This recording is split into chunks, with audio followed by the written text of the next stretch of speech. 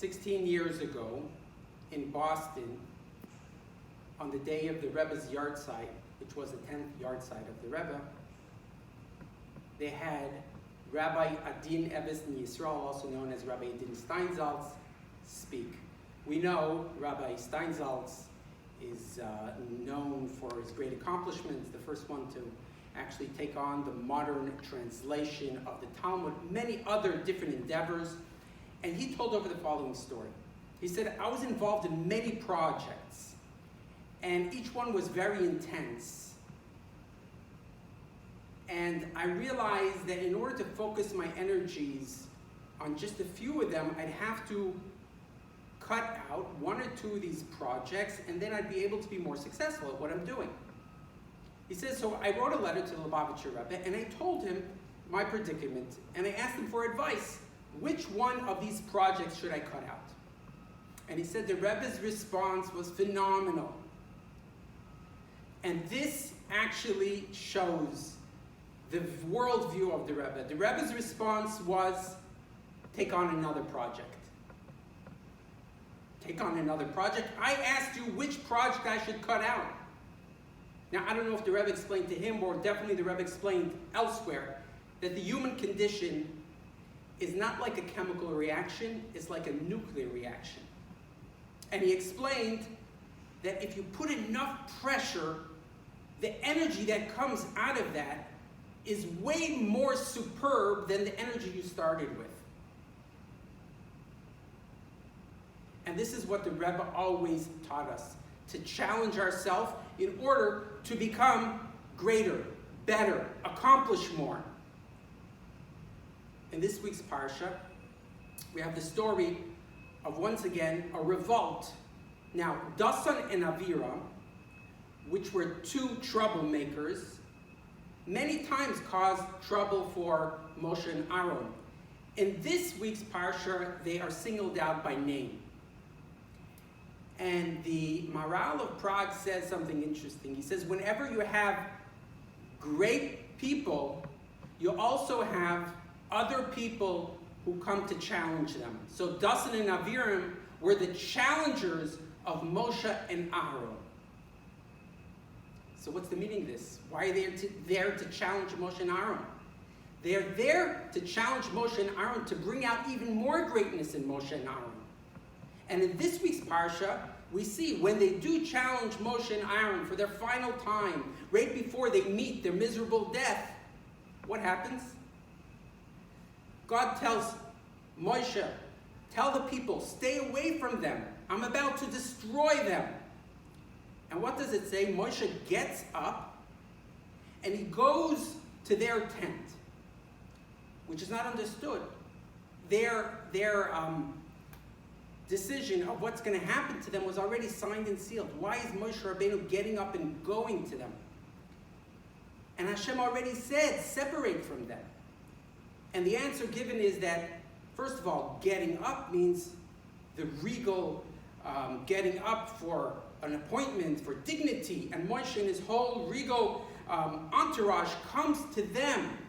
In other words, gives them one last chance to see him, not to speak with them, but to show that I'm ready to make peace with them.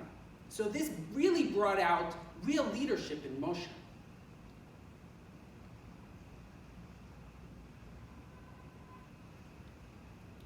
Yaakov Avinu also had a similar story. He also had many challenges in his life. And we find that Yaakov Avinu, through all his challenges, he was able to come to such a state of mind and such a place that it didn't matter where he was at peace. Where did that happen? He was at peace in the land of Egypt, the most disgusting land of the time. In other words, Yaakov was challenged by his brother Esau, who wanted to kill him, challenged by his father Lavan, who wanted to rob him, challenged by the fact that his son Yosef was abducted. And all these challenges brought out the best in Yaakov, that he now, the last 17 years of his life, he was able to live in such a heightened state of awareness that he, even being in Egypt, these were the best time of his life. Now, the Rebbe discusses just this idea, this concept, in the last written discourse that he gave out to the Hasidim. It was almost like a last message I'm giving to you, Hasidim. And what did he tell them? He said, well, it was based on a verse that talks about lighting the menorah. It says in the verse two opposing ideas about lighting the menorah. From one side it says you light the menorah from evening to morning, me'erev ad boiker. And in another verse it says, lahalois ner tamid, so you should have a constant kindling of the menorah. Which one is it? So if you back up in the verse, it says, what do you need to bring in order to light this menorah? Kasis lamar, oil that is made out of crushing. Where do you bring the lamp of your neshama to be aflame when it's crushed? Specifically through challenges, do we have the ability to rise above the occasion? And we have an advantage and a disadvantage in this day and age. What is the advantage? We don't have a revealed oppressor who's coming to give us a challenge. In previous generations, they had a very revealed challenger that was there to oppress them. But then, all of a sudden, they found the strength to overcome the challenge. And when the challenge was gone, when it became morning, their lamp was not burning as strong.